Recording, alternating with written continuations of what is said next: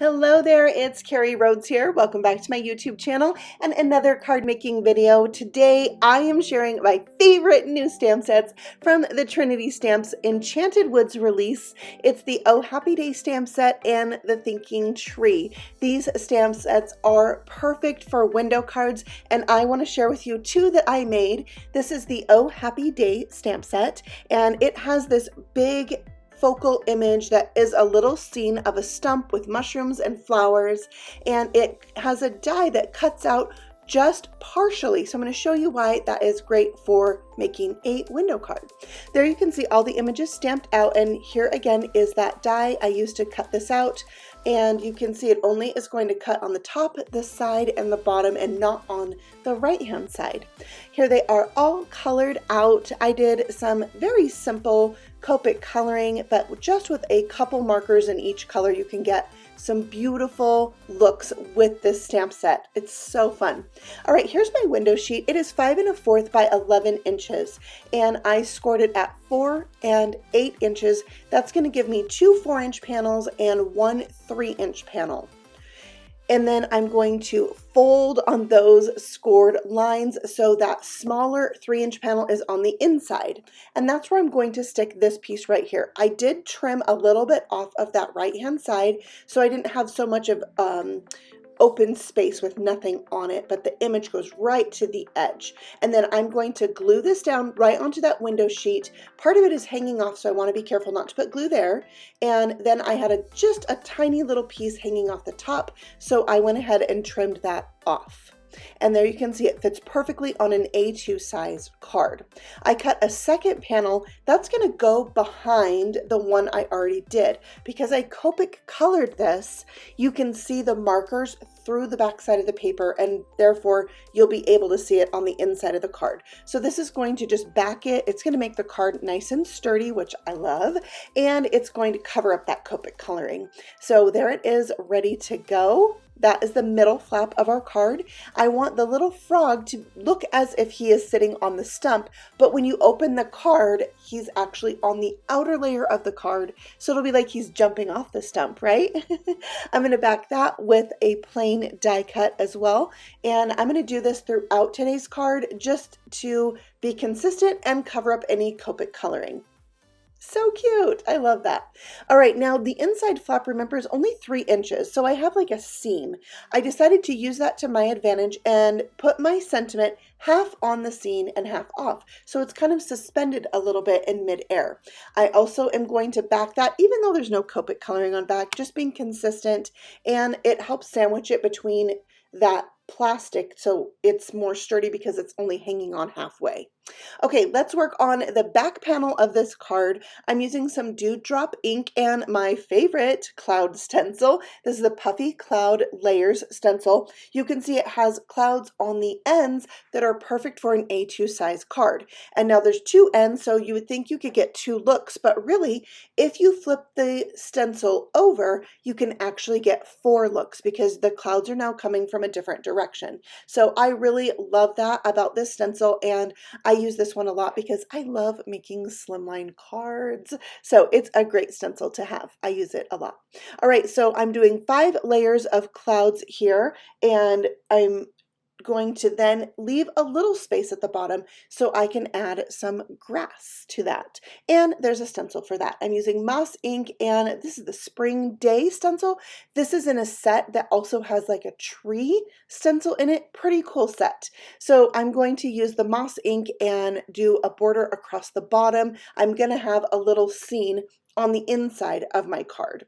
So there is the grass. It's looking fabulous. I love this dark color because I can get kind of a varied look where it's darker at the top and lighter at the bottom.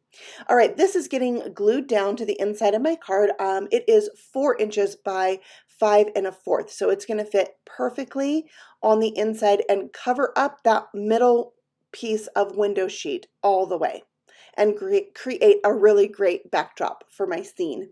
I'm going to add 1 little bee to the outside of the card, and then I wanted this flower to be on the background but peek out from behind the roots of this little stump. So I actually used the stump image to figure out the placement and then pressed it down onto the background of the card. And so the flower is not just like floating there in the air. I'm adding one of the little rocks. This is the only one of the 3 rock images that actually has a die. The other ones are super tiny and are great for stamping and filling in the image. I added this other small image with the little snail. And can you see there, I have a little bit of green ink. I did not clean off my glass mat after I did my stenciling of the grass. Oh my word. So when I flipped this over to put glue on it, I picked up a little green ink. So I used my sanding eraser and I was able to remove most of that, but I just moved on, kept going, and it'll be fine, right? All right, so now I'm taking that little bee stamp and stamping a couple more bees on the inside of the card. So I have more on that background, and they show through to the front of the card. There is also this little stamp that shows the little flight trail of the bee, and this one also does not have a die. It's meant just to stamp right behind the bee. I am going to add another flight trail for the one that's on the front of the card, and I thought that was a fun little look too.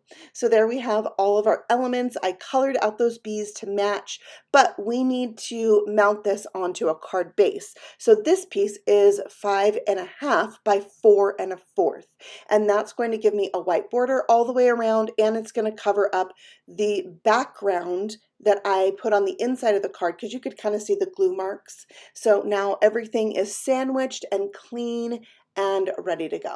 Okay, let's move on to the second card. This is the Thinking Tree stamp set. It's very similar in that the die is going to cut out one side of this image. Now, it doesn't cut out the top or the bottom. It just cuts out that right-hand side of the tree, which, by the way, what a gorgeous image. Plus, we have the bird, the worm, butterflies, a gnome, and a sentiment. So I'm loving this. I love the woodland look of this. That's very storybook feel. So let's take a look at these all stamped out. And then all colored. I used some of the same exact colors to color these images, and I'll show you those Copic markers. So if you want to replicate anything or you're really interested in what I did, you can easily just pause the screen and see those exact markers. I did need a couple different green color combinations because I have the tree, I have the grass, I have the ivy, there's a bush. So I did play around with a few different greens there. And then I wanted to show you what this looks like when you die cut it out. See how it's only cutting the side? So you can customize this to fit your card. You can extend that treetop and make it taller. You can extend the grass and have it go down farther, and even have this fit a slimline card very easily. I'm going to put mine on a 5x7 card, so I trimmed this to 5x7. And then I'm just going to use my scissors to cut around that tree and the grass. And I just used kind of a rounded, bumpy motion. It was very easy to do. And then once I have this ready to go, I can trim off that left-hand side. I'm also creating a scene for this card for the background, the same as I did before, but for this 5x7, I'm using the slimline side of this stencil. And can you see this little mat here, this Tonic magnetic platform? Yeah, I got smart after doing the first card and pulled this out. It's kind of new to me. I haven't used it very much. It was a gift from a friend, and oh my gosh, it works so good. So handy to have. So I have to say thank you for this awesome gift. It is very helpful and very useful. I'm bringing back the grassy stencil, and I got smart. Well, I don't know if I'd go that far, but on the previous card, my grass didn't go up high enough behind the stump. So this time I laid that tree image down and figured out how high I wanted the grass to go, and I'm doing 2 layers of grass. So I'm happy with that. My window sheet this time is 5.5 inches by 7, and it's scored at 5 inches. So I just have a tiny flap of that window sheet that is going to go behind my card. So this window sheet card is much easier than the previous trifold one, even though I think that one was pretty easy too. This one, you really can adapt to almost any card that you want to make with a window sheet and make your scene on the front. And now also you could make these cards without the window sheet. Because of the way the dies are created, you could have the front of your card be shaped of that tree, and it would be, you know, stamp it your tree right on the cardstock and die cut out the side, and the front flap of your card is now a smaller shaped flap and not be on a window sheet at all. So there's so many fun things you can do with these. Of course, you wouldn't have to do that. You can, just stamp it and make a scene on there. So now I am trying to create the piece that I'm going to glue behind this tree. Really, I suggest you do this before you stick the tree down, because then you wouldn't have to deal with the window sheet in between. But I'm going to make it work. There is no stress in stamping, as one of my friends used to tell me, and I think it's all about having fun, and it's just paper. So I find a way to make it work and sometimes laugh at myself because I've been making cards for over 20 years. So I know these things, but do you ever get like that where you're like being so creative, you miss a step? You're like so caught up in the creative process. I'm a very creative person, so some of these like measuring things and getting things super straight, they don't come first nature to me. They're things I've had to learn. So yeah, I figured it out. It worked out. I had to do, a little tracing here and a little bit there, and all was fine in the end. So I'm going to glue this on the inside. Now, you don't want to put this right in the crack of that window sheet. You kind of need a tiny little gap of window sheet between the tree and the background. Otherwise, it's not going to fold down nicely. It needs a little wiggle room in there. So be careful of that. I added my gnome like he's peeking out from behind the tree and he's standing in the grass on the inside. I added the worm on the inside. I think that's such a cute image. The sentiment I am putting right on the front window sheet. So I'm going to have the sentiment and the bird and the tree on the front of the card. I think that chubby little bird is so cute. I am backing all of these again for that finished off look. And then I'll add a couple butterflies that are from the set. There is also a flower in this image I didn't end up using for whatever reason, but there's the butterflies. They'll go on the inside. And if you're thinking about where am I going to write on these type of cards, Carrie?